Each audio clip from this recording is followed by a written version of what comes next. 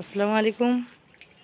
আজকে আমরা আসছি পাঁচপাতা গ্রামে, যে একটা গাছে 25টি লাউ ধরেছে এক ভুটায় মাটির পরে এই গাছের গোড়ায়।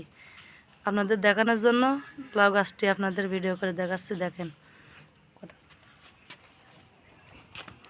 আর সাথে কথা কেন ওই বাড়ি যান মামু, হ্যাঁ, আপনার গাছে কয়টা লাউ হয়েছে?